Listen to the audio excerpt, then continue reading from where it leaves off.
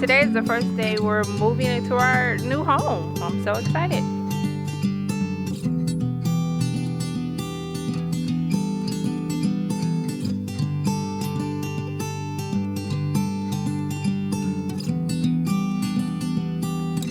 So today, Felicia Dukes and her family are moving into to my home.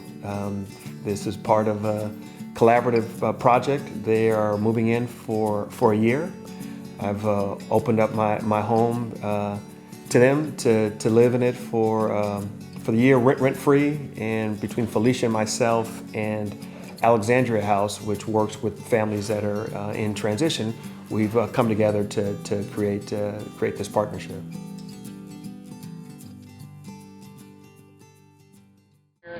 Then once we finish with that, then I can take you to the storage. What time the storage closes? Right there, yeah. So I can put the bed down and figure it out. Let me move this. Felicia, we just had this amazing thing that happened, and I wanted to share it with you. A man by the name of Tolbert, he has a house, and it's over by the Baldwin Hills Mall. Oh, okay. And he came to visit, and he had this offer. And the offer is to have a family stay in his house for a year. Man, a whole year? For $1 a month. $1? Only $1? And we talked for a while, and he asked if I thought there were any families. And actually, your family is one of the first ones that came to mind. So I wanted to run it by you and see if this sounds like something that would be of interest to you. Of course. Of course.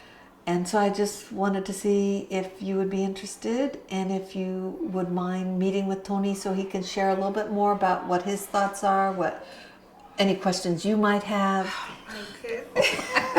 No, I'm like just totally excited. I mean, just to even see my son just being with us again. My firstborn, I miss him so much. So if it's an opportunity for us to come together, I mean, it mean the world to me.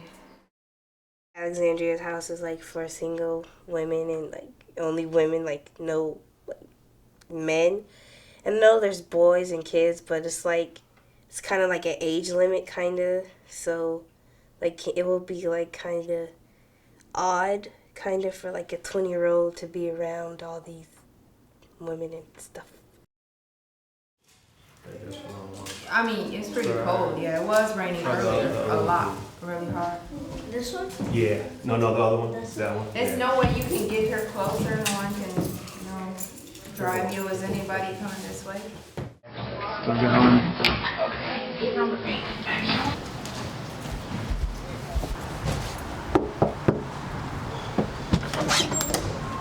Oh, hey, how you doing? I'm too tall for you.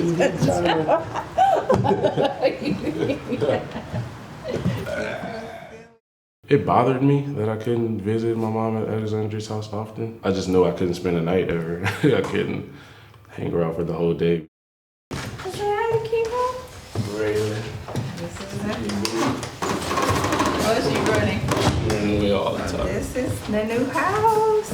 Look at it. Well, they have to bring the couches and stuff.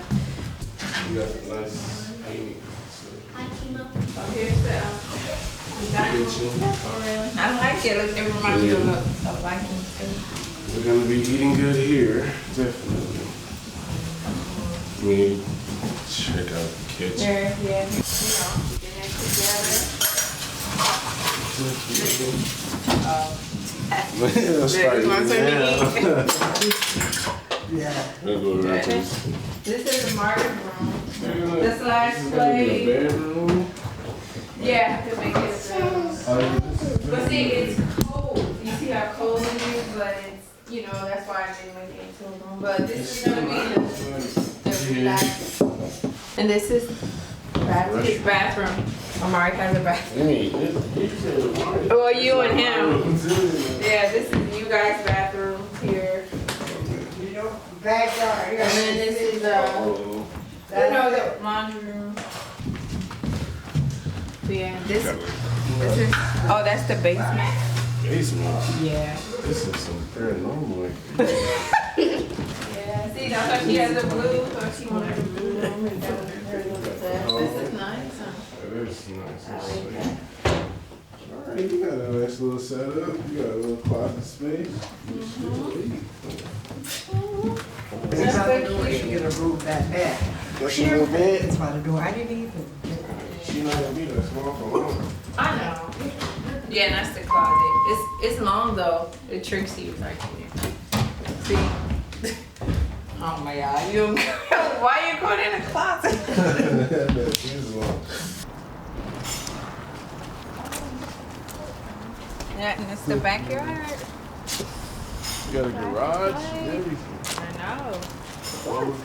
The classic way to dry your clothes, you know? I know. Well, yeah, and that's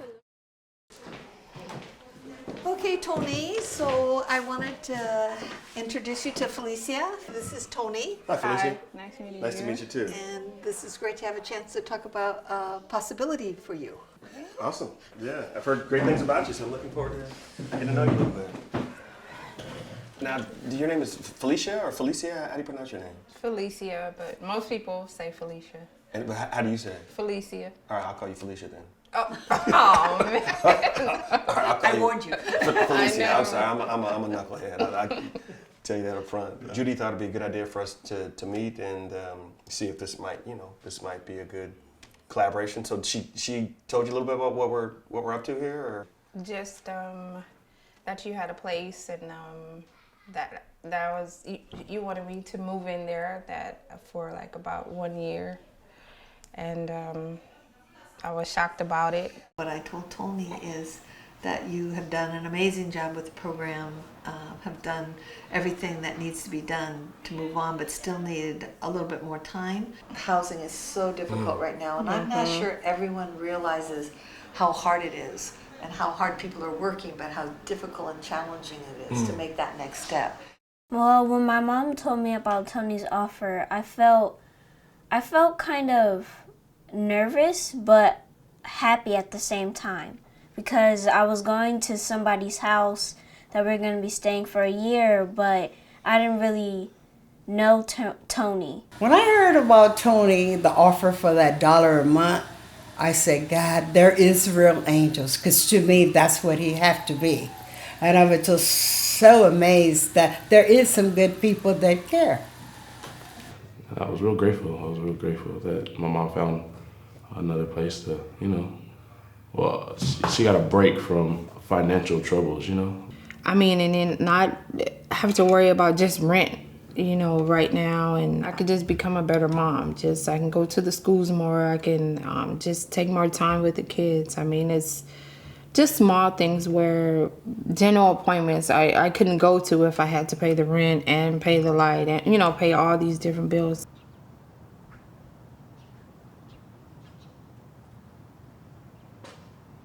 That's really money for her to save up so we can be prepared to move to another place when we're ready after this year.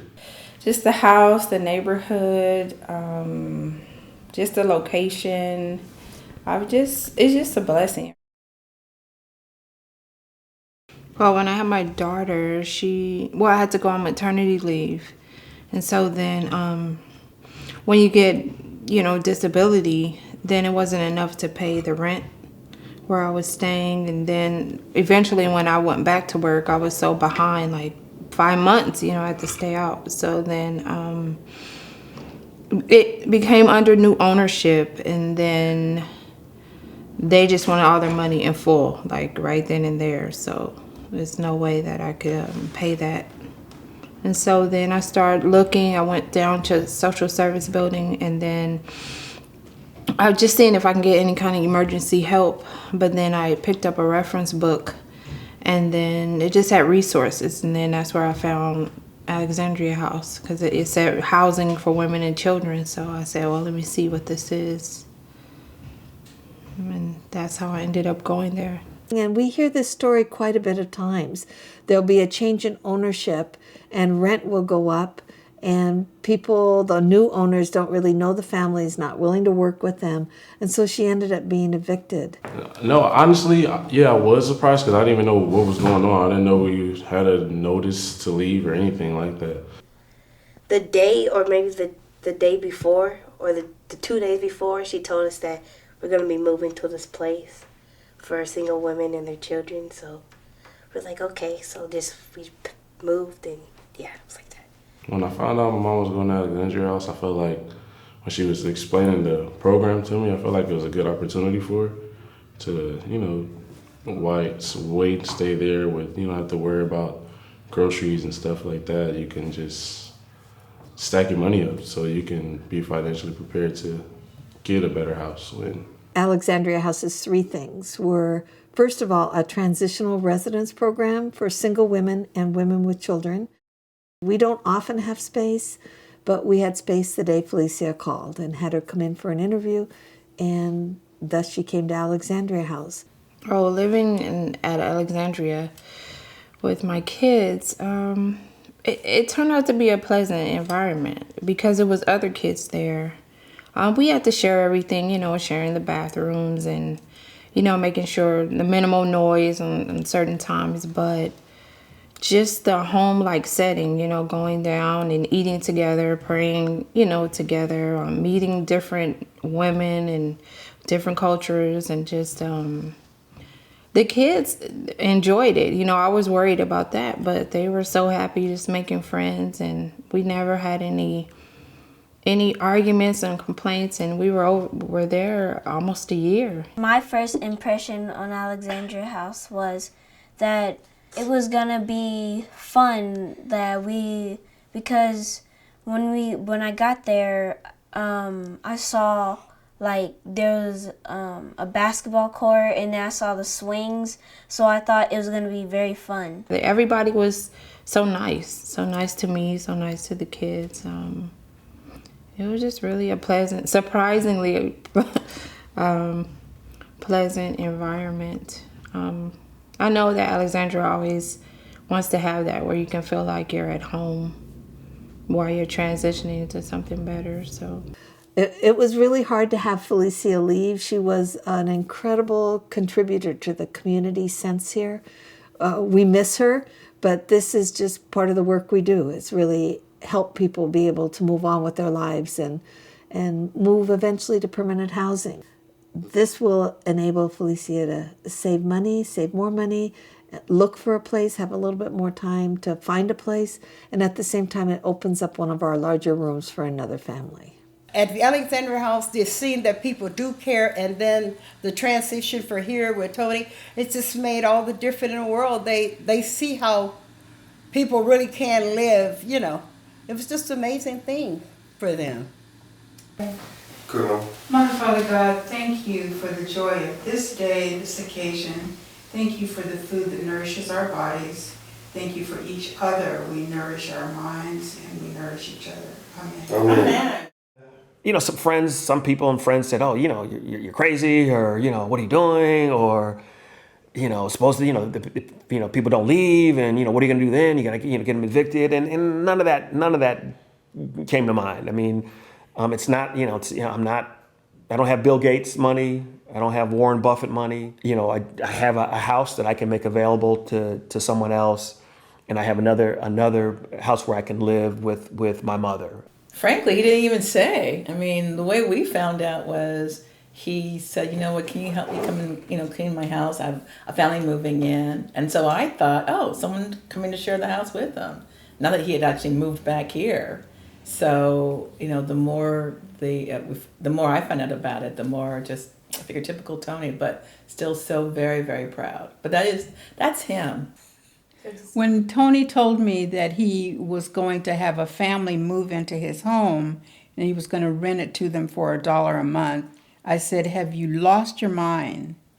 And he said, no, that was something that he had thought about, and he would really like to do that and like to come and live here with me.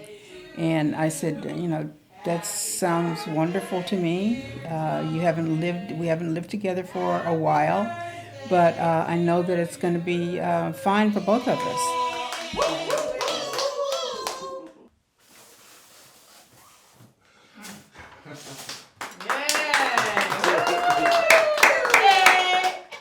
This is actually my second time. I started this last year with another family that moved in January 6th of 2012 and stayed here for about 11 months. Part of the impetus for me to do this has been how I was raised when I was a kid, growing up.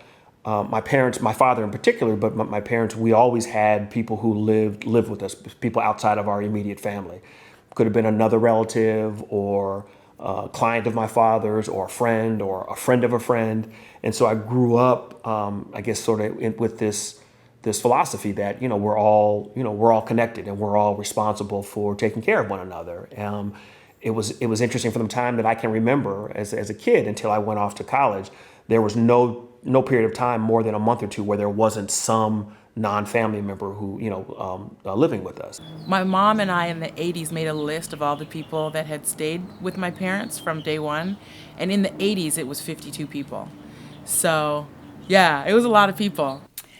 My husband was first a probation officer, and he gave and gave to young people. He was then an attorney. Jimmy gave in many ways. He gave to his clients, his whole self, everything that he knew about the law that involved them and their case. He was on top of it, and a lot of times he didn't charge if they didn't have money, and those were some times when we had some arguments. I've heard Mom talk about how my father would always be very generous and have people staying with us, but I don't think he ever in a million years thought about giving up his house to anybody. Sometimes we would give up our bedrooms for people, and we would stay on the couch. My brother never complained. I complained all the time. The people that Jimmy brought home obviously didn't have their lives together, so that was his reasoning for doing that. They didn't have a place to stay the night, and the longest a person stayed with us was 2 years, and they just were incorporated into the family activities, and everybody had a job to do, including them, and. Tony thinks that the longer they stayed, the tougher the jobs that I gave them, but I don't remember that part of it. For me, I can't really think of any better way to honor my father and honor my family and to be a good reflection and representation of my family than to do what I'm doing. Yes, I'm hoping to be able to do something similar to what my uncle's done in the future. Not sure when, but hopefully something that has such a good impact on other people and also inspires other people to do good things for others. Everyone can find something, hopefully start with something you already like and share that. And even if it's an hour a month, that's awesome. That's an hour a month that they wouldn't have. Hopefully be in a position to inspire other people to do something similar, whether it's with a house or with a skill or a talent.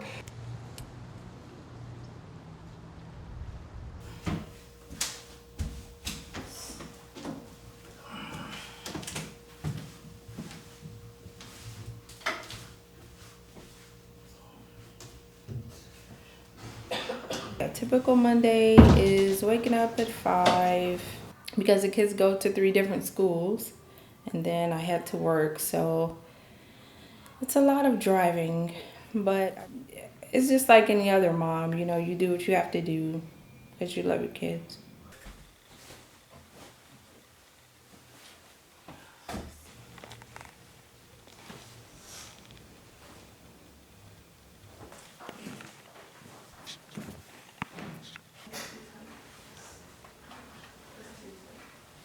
Big one or small?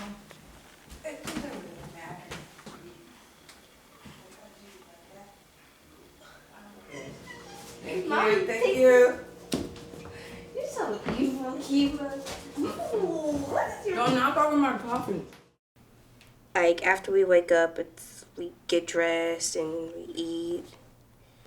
And then, like, sometimes, like, my mom's in the shower, and then sometimes if Raylan's still asleep, because we have to wake her up at 6:30, like, exactly at 6:30, and if we don't, then it's like, I might be a little bit late, because we have to leave at 7 o'clock.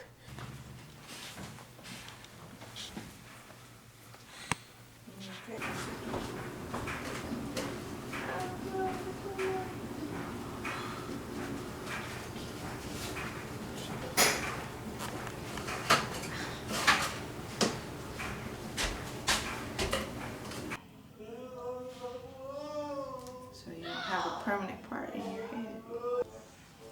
Thank you. I think we're all done. Let's see. Let me see. You ready for school? Can I get a smooch? A big fan. Thank you. You got to work right out. She knocked out. You didn't use a logo like that, man. That's the end of it. It's the truth, right?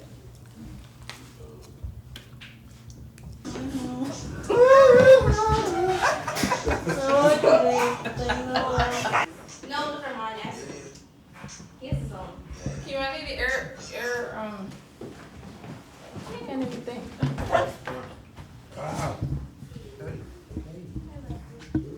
Sometimes grabbing what we can get if either one of us wake up late, we're rushing out. Oh.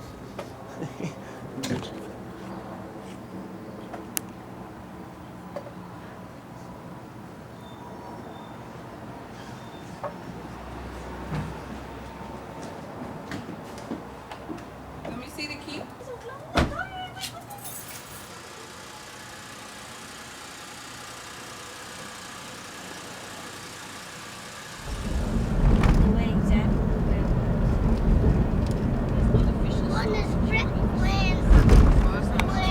I just try to make the most of it. You know, we'll have our songs on in the car. We'll just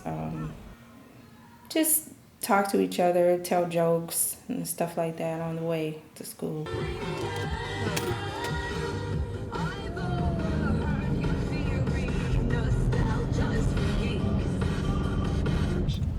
Johnny Gomes was not supposed to be in the Boston Red Sox starting lineup for Game 4 of the World Series last night, but the injury to Shane Victorino allowed him to enter into that series. Oh man, we should have took the trash cans out. May have to get a rehab after the series is over. Up too. They're not gonna come till 8. Totally forgot. You can tell touching her belly. There'll be no more. Naya would get dropped off first, and then my mom would take me to my school. Then she would go to work or either drop off Raylan.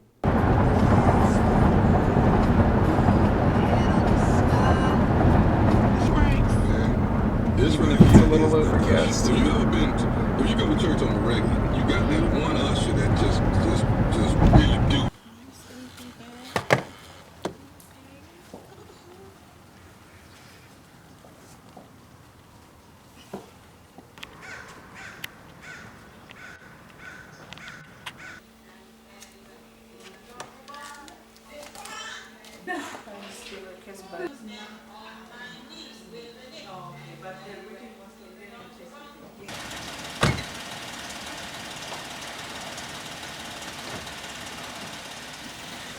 Then I would go to work.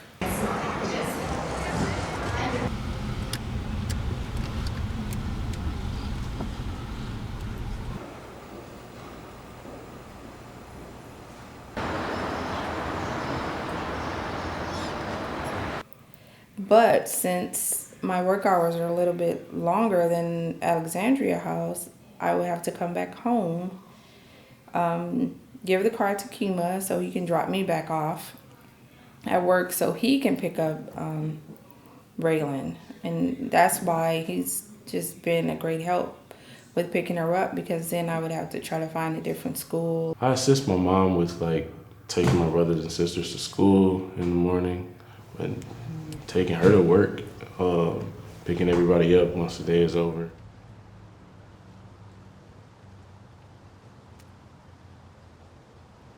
Being with my dad gave me a lot of wisdom, and being with my dad, I was around my grandfather a lot. The advice from my dad and grandfather really helped me become the man in the house in the situation we're in right now, with being a helper in the house and also being a financial provider as well. I was formerly a security guard at a grocery store, and then I got hired at LAX as a cashier. I just try to help any way I can. She doesn't ask me to do a lot because, you know, she's a mom. She's like, I got it. But whenever she does need help, I'm always willing to. And it's been wonderful just having my older son back home with us. I mean, we can eat meals together. Tell Mari where his spot is. Where his spot is? Right here. Right there. Put your food Hey, in. are you ready to eat? Thank you, Lord, for this food. In Jesus' name, amen. Amen. See, that was fast. Now you can eat. Here's your napkin.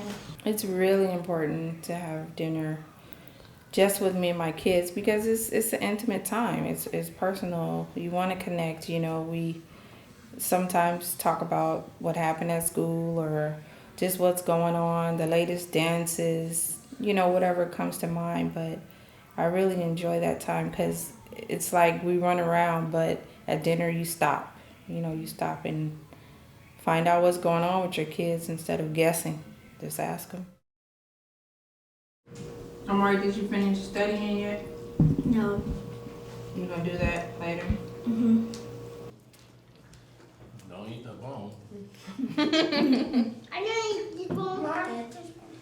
I know you did one.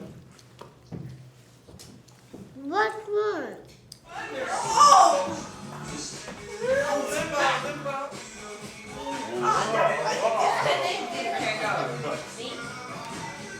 Me?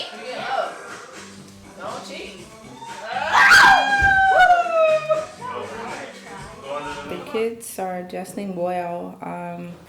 Kima's gets to hang out with Amari a lot now. You know, just brothers hanging out. With my brother AJ, we just play basketball, football all day, and then come in the house and play the video game basketball and football all day. The best part of having Kima around is that there's someone I can like talk to, and then I'm not the only boy in the house. Some things I could do with Kima that I can't do with Naya is like when we play outside in the backyard, when we play basketball, or when we're playing the video game in the room. Sometimes I might do it with Naya, but it's not like as often as I would do it with Kima. Amari gets to watch his brother and just learn how to become a man and grow up. It's real fun with him all the time because I'm just watching him grow, and like as for how young he is to be where he at, like athletically, he's gonna be a freak of nature when he gets older.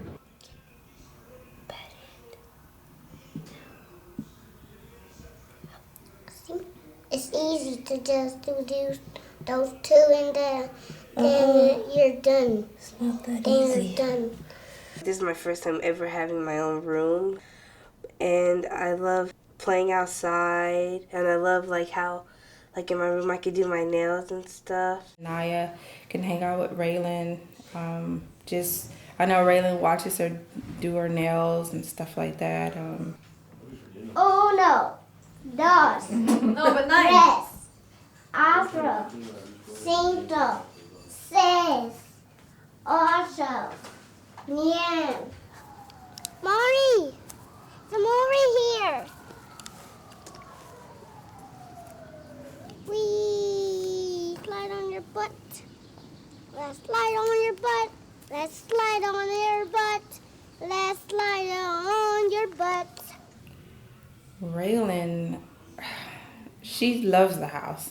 She just loves running around. She loves running in the backyard. She's so excited with the toys. Raylan, she's hilarious. She's in a 3-year-old body, but she thinks she's my age, and I'll be like, I don't know what I'm gonna do with her. I have a lot of fun with Raylan, and just watching her grow. She loves all of Kima, Mari, and Naya. She bothers them every chance she gets. She's just learning a lot from them too. Raylan looks up to me in the way like she wants to do everything that I'm doing. At first I was gone. She didn't really know me. She just seen me from time to time. Now that I'm here and I'm around her often, she's like, oh yeah, this is my guy right here. Raylan wants to be with me all the time. Now we're extra close. She listens to me more than she listens to everybody else in the house. Including your mom? You didn't hear from me.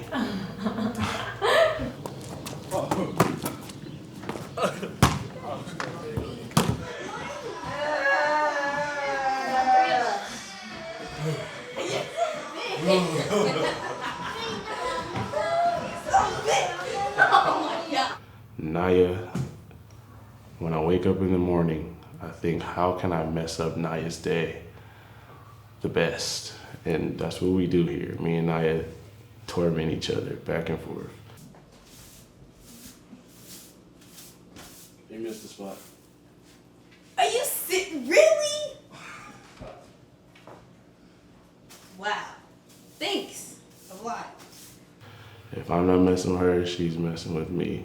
If she's not messing with me, I'm always messing with her. It's back and forth.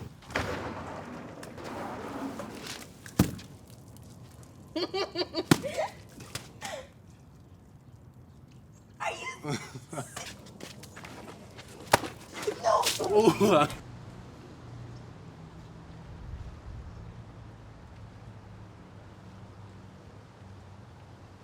As far as public reaction, I think that all of us were surprised at how viral it went. Honestly, I'm trying to be with the public. I haven't seen none of our clips or anything. I'm trying to catch up. So from when this story broke initially in December, when the LA Times ran a piece through Sandy Banks, the columnist, and then when CBS This Morning picked it up in the beginning of the year, 2013, it's just been mind-blowing in terms of the number of people who've come out of the woodworks from literally all over the world. So I was very surprised that like random people that I wouldn't even think would know about it knows about what's been going on with me, and they were like, you didn't even act like anything was going on with you when we knew you. Like, it was none of your business. With the LA Times and with the CBS,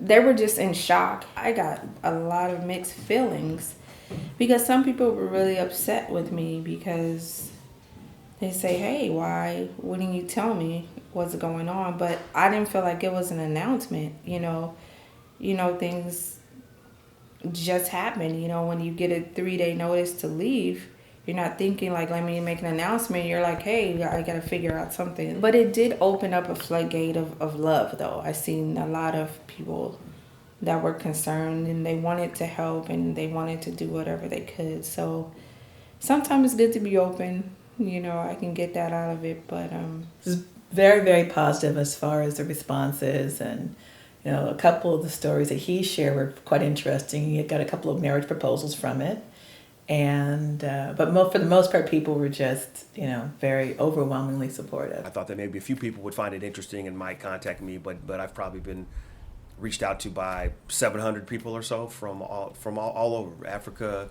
Europe, you know, Asia, all over the United States, old people, young people, students, retirees.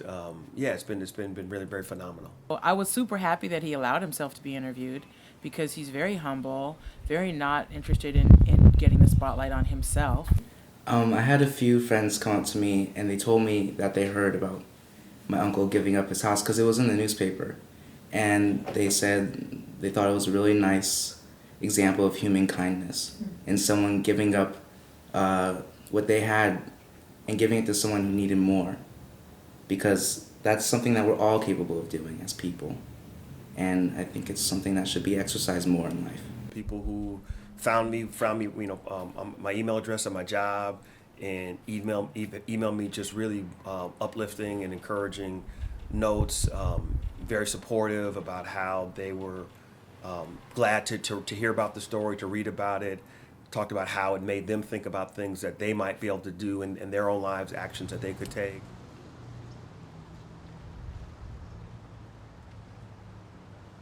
I just want you to know that this is a very moving article. I packed up 4 boxes of shoes, very good shoes, and personally took them to a women's center in hopes that this would help someone. I'm writing you in tears after reading the article on your act of kindness. Thank you for perpetuating love and charity in a world that seems to be increasingly cold and uncaring.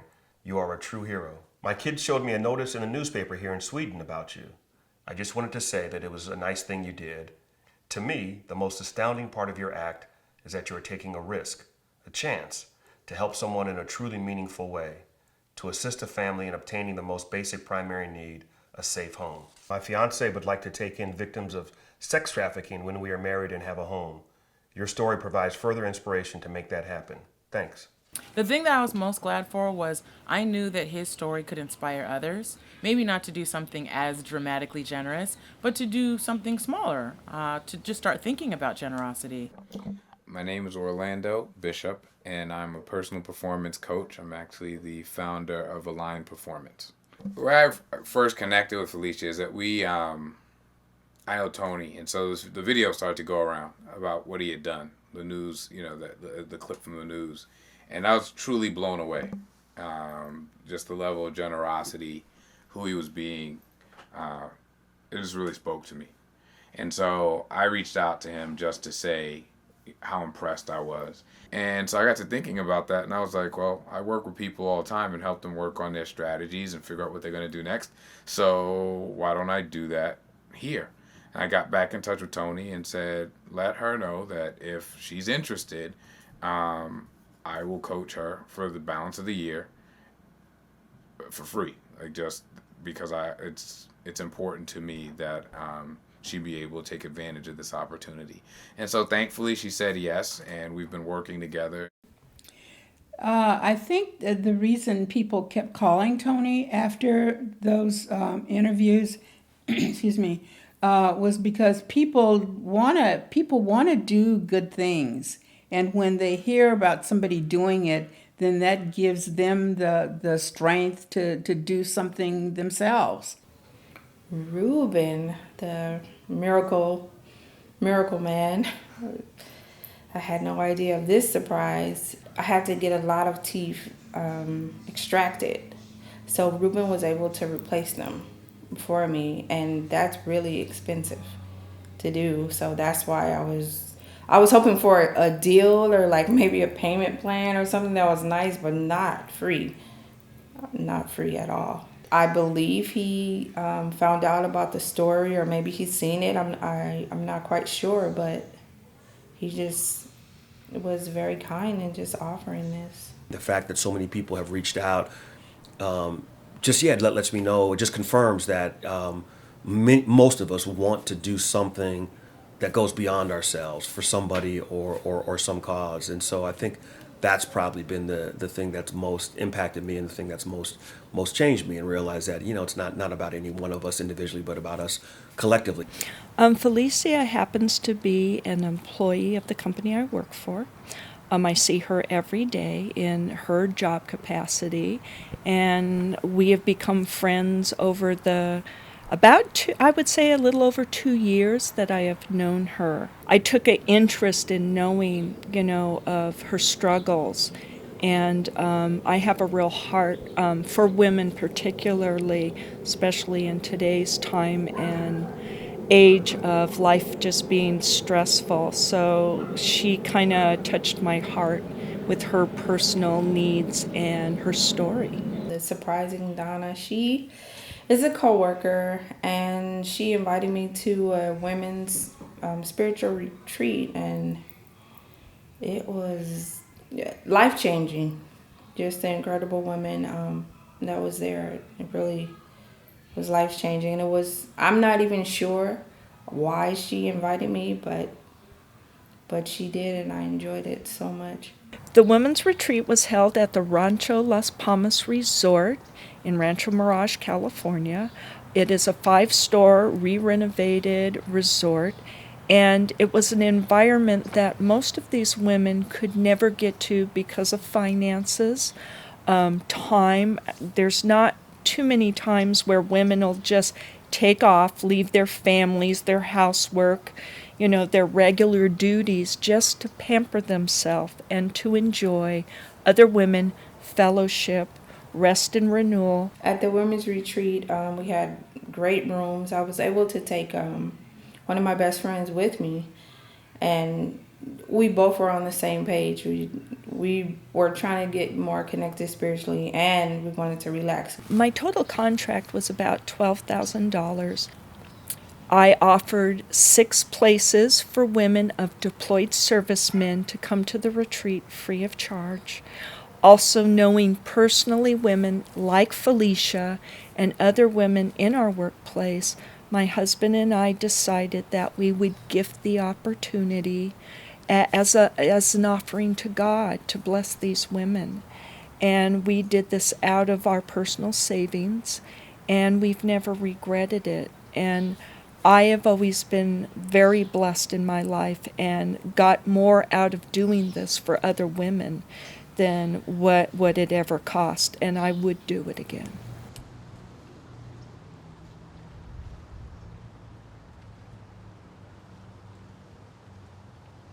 So I work at UCLA Law School for 13 years, and I am part of the admissions and outreach team. I have known Tony since he interviewed at UCLA, so I think that was 13 years ago. And we became fast friends and colleagues and have enjoyed working with him ever since. He's very funny, he's got a wicked sense of humor. Students absolutely love him, understandably, because he's so genuine, he's caring, but also very real.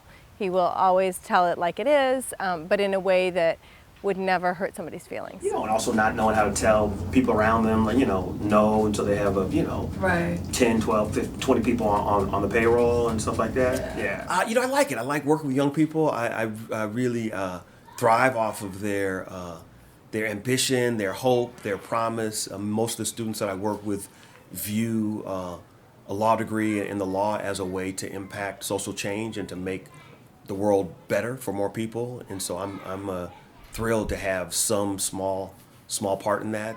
Okay, you let me know what day and what time is good for you. That works.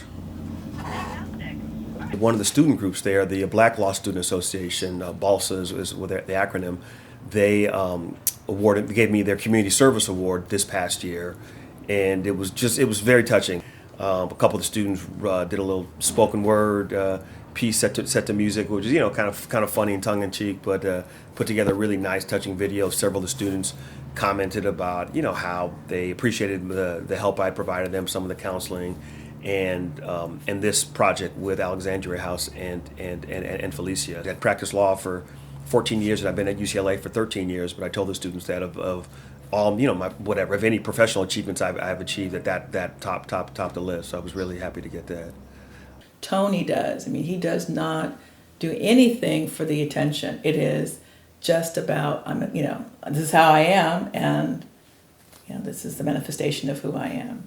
There's an organization called For People of Color, which was started by a friend of mine who graduated from UCLA Law School, and he's put together a guide and an organization to help underrepresented students of color navigate the path to law school and beyond. And they honored me with their Community Service Award as well. It's that gesture that we can all see, that just one small thing, or in this case a really large thing, but it makes a big difference in somebody's life, and it's really inspiring to other people.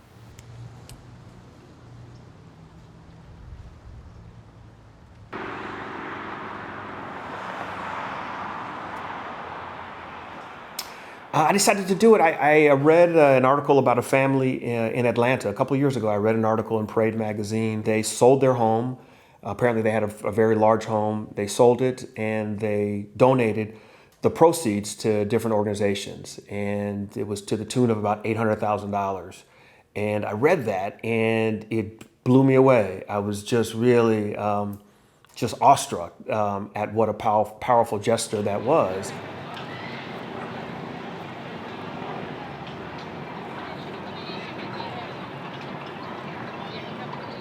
I was super inspired and jazzed reading your story.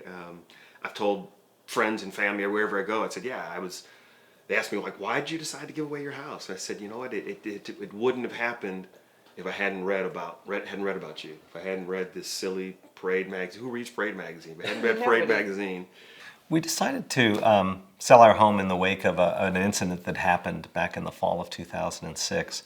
I was driving our daughter Hannah home from a sleepover. She was 14 at the time, and we pull up to a stoplight about a mile from the house. And she looks to her left, and there is a typical scene of a homeless man sitting against a chain link fence. Pulling up on her right-hand side is a man driving a beautiful black Mercedes-Benz. And she says, you know, Dad, if that man didn't have such a nice car, that guy over there could have a meal. We drive the mile to our house, and it's clear that my bleeding heart 14-year-old daughter is not done. And she comes to the table. She wants to tell them the story about the Mercedes and the homeless man. And Joan decides at that moment to push back and see what's Hannah willing to sacrifice, you know? And she says, if this bothers you so much, what are you willing to give up for it? You know, you want to give up your room? You want to give up this house? And Hannah's face brightens. And I thought, oh no, I'm in real trouble here. And so that's what we decided to do. We decided to, you know, sell our big, beautiful house, move into one half the size, and use half the money to try to make the world better. Somebody sent me the story about you. Yeah. And, you know, said, it looks like something good happened from your project. Yeah. And I just looked at it and I thought, oh, this is really cool. Look at this. So with the money that we harvested from the sale of the home, we decided to give it to the Hunger Project, which is based in New York, and it works with villagers in Ghana and elsewhere who are trying to mobilize and empower themselves to build themselves out of poverty. So we partnered with them. We've been to Ghana 3 times to visit the group of villagers who are really inspiring. We're proud to be partners with them because they are taking some really important steps to interface with their government and with their neighbors and even within their families in ways that are new and transformative.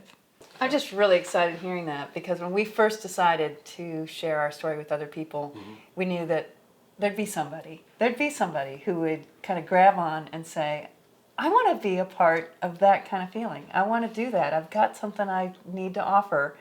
And I never thought I'd meet that person, but here he is. And it's just really exciting to hear it. It really served as a just call to action for me to say, wow, okay, you know, here's some people that are doing some big stuff. You know, what are you doing? You know, Tony. And I think it's so easy to get caught up in the whole, what do you have? What do you know, judging your self-worth by the stuff that's in your life. You can't, it's not a game you can win, for one thing. Somebody else is always going to have some more stuff than you do, you know. So we just had the really lucky moment where we could start to become not about the stuff we had, but about the things that we were sharing, and with each other and with the world. We can't end this without telling you how much we admire you. You know, to leave your home and leave it to others is something I'm not sure we would do. To us, it's so flattering that someone would read our story and say, I'm going to take it in my own direction to do something that's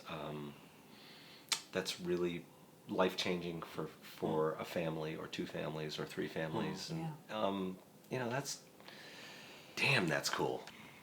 I think the most important thing about giving is realizing that everyone has extra resources. And if you really get in touch with what resources you have, whether it's time or talent or patience or any other virtue in addition to treasure, there's a spot where you can be meaningful.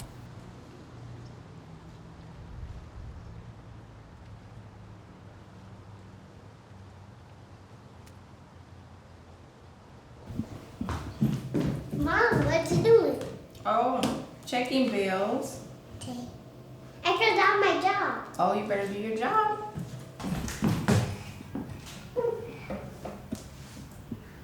Do I have any mail? Yeah. Can you get it for me? Uh-huh.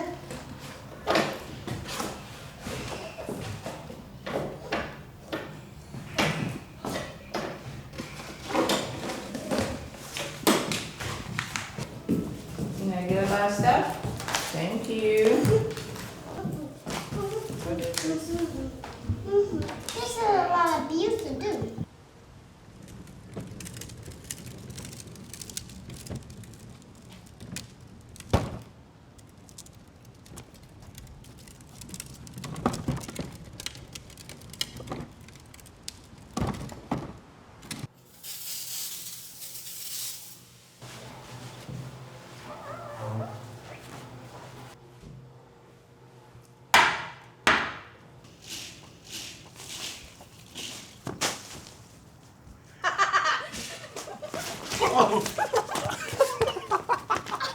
over the past few months, it's been great. I really don't even want to leave because I'm enjoying it so much. But I know I have to. But we've just enjoyed the home so much. I'm still excited and grateful for everything every time I wake up. Nothing against Alexandria, but just enjoying the bathroom itself, and not sharing it. It's been wonderful. Oh, and just the luxury of having the washer and dryer right in the home, because with 4 kids, it's a lot of clothes to wash. Living here has been awesome because I have my own room.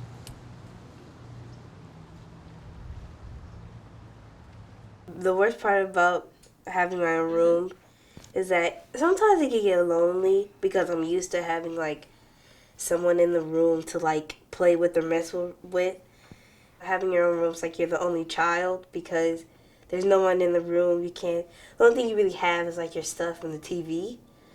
So, but there's nothing really you can relate to, talk to, because you can't talk to the TV because it's just not normal.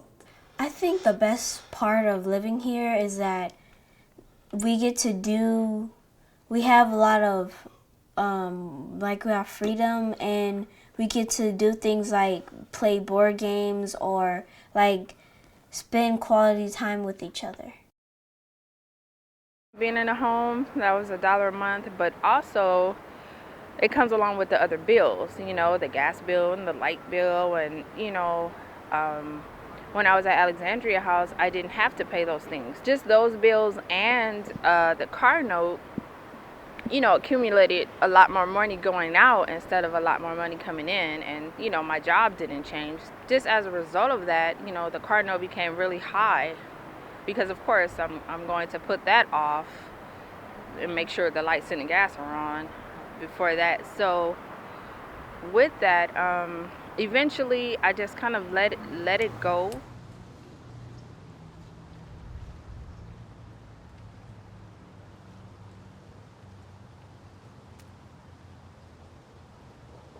So, how'd things go with getting the car? I mean, we laid that all out. How did it go executing on it? Oh, it was really nice getting the car. I talked with the agent before I went, and we set up everything. I said, only show me the cars with this exact price. Don't show me anything else. Right.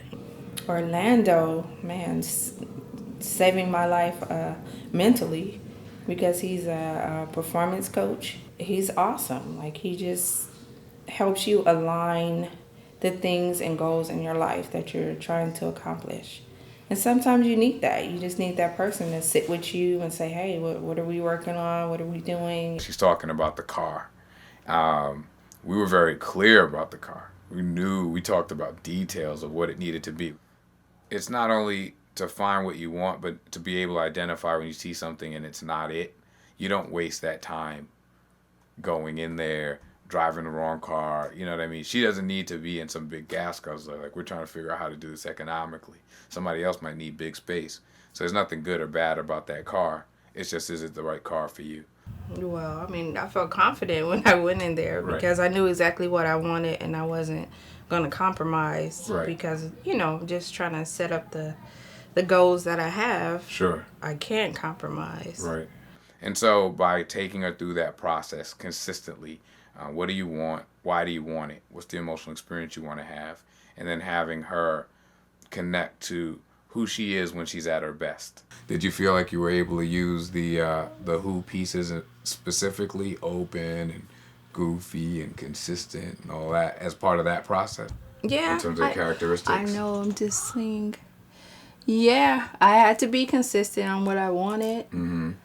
I actually was helpful. I didn't even think about that because he had a couple of questions about other things, so kind of helped him out, where I work at. And I was goofy, and yeah, I think I used all of them that day. Nice, nice. See, I mean, and then it's just you being you, so you get right through it and right to it. That's nice. And that's some of what we were talking about during the session, when she's open and goofy and she's confident. And those sometimes those terms could sound silly from the outside in. I mean, goofy, really. But for her, having that energy, that happiness to her, it really helps her to relax. And when she's relaxed, they've done all sorts of studies when we're in positive emotional states, it improves cognitive function and all this kind of stuff. But in English, it just means that when you feel good, you do well. And she's feeling good and she's doing well. And I'm really happy to see that for her. It's been a great balance for me because, just telling you the schedule earlier and running around and with the kids and, doing all these things, sometimes you just need to talk to a person. They're not trying to gain anything from you. They just really are on your team and just there to help you. So I hope Felicia feels that, well, Orlando's got my back. If nothing else, he'll sit, he'll talk. If the session goes a half hour over, then it goes a half hour over if that's what needs to happen on that day. But he's got my back and he wants the best for me. She could hit the lottery tomorrow, I don't care. I would coach her on the house forever.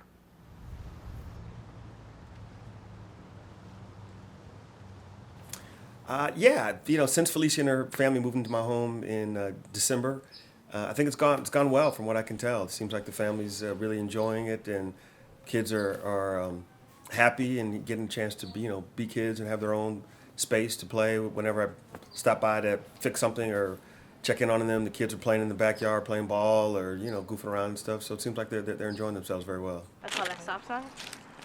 So how you guys feeling? Like their new spot. Cool. That's it. Yeah. The preparations I'm taking, just looking for a place. I've been saving money, so I'm just looking. Rent is pretty high, for the amount of space that I need. We've talked about details about where she needs to live, what kind of space it needs to be. And okay, so now what does that look like in terms of the finances that need to be in place? And so I think working from there, again, that real place of like, what do you want for your kids? What do you want for yourself? What do you want your life to look like? All of a sudden, saving money feels different. I know because time is ticking and it's, sometimes you gotta just take what you can get at this point. And I want to keep the kids together. That's my main goal. So if I have to still drive, here's the spot, one of the spots. I have to feel confident about moving. I have to, because all the miracles that has already happened, why would it end in disaster? Not finding it. So I know something's out there. So I just have to keep going.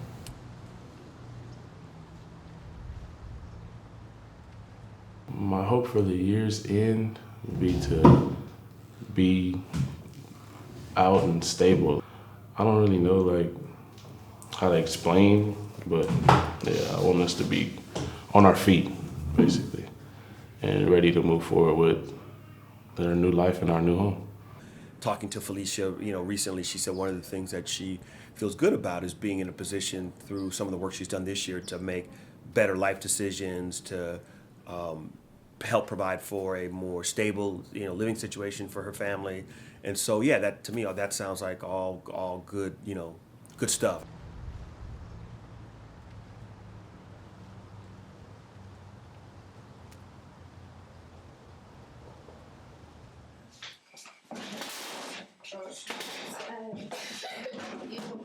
You want this one? Nah. And then you put it on back. That would not be funny. That would not. That would not be cute.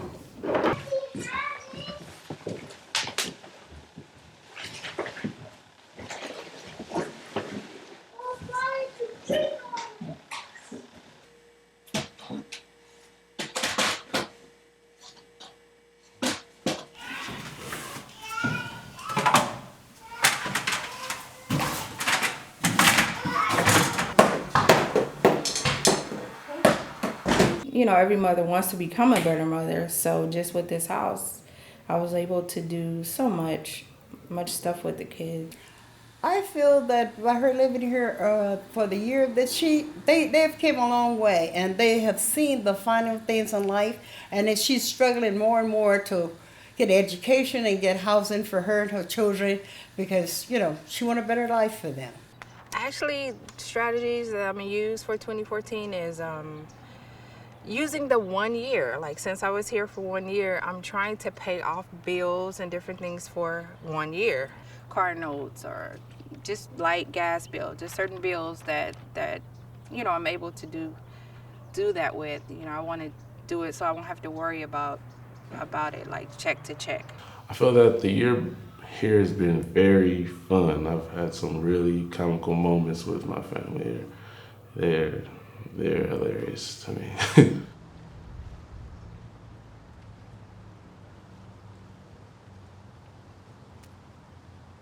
I wanted to say thank you to Tony for letting us live here for a year with no rent. Same here. $1. It's $1. Same here. I'm grateful for Tony to lend his house to us. Exactly. We're almost strangers to him because he doesn't know us. Thank you to Tony so much. He just even donating and just helping my family during this time, it just changed our lives completely. It's an experience that it just can't be replaced.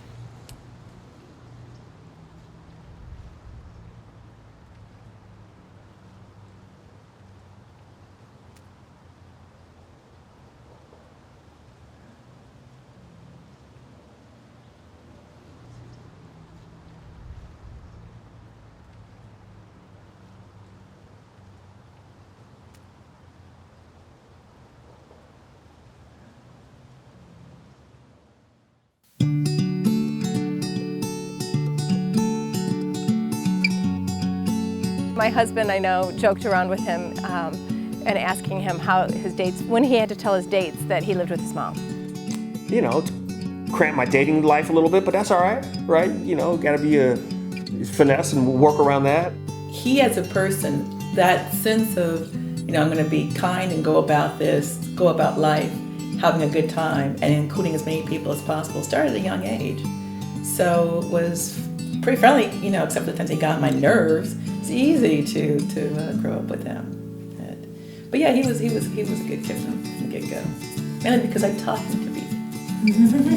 I have a lot of friends who feel that, and people I've spoken to about this story of Tony's, feel that it's beyond their capability. And maybe something as huge as what he has done is, but he has had a lifetime of working up to this. So I think that it's in all of us. Each of us has the ability to start wherever we are and do what we can and watch that grow. If the story has served as an example of what might be possible for others, irrespective of what they have, where they are, then that's a really good thing, and I'm glad that I've had a chance to be involved in that. Whatever comes to your mind that you have, that you can do for somebody else, do it. It's reaching out and not closing our arms unless we're giving them a hug. And if every person every day did one act to bless someone, the world would just be a better place.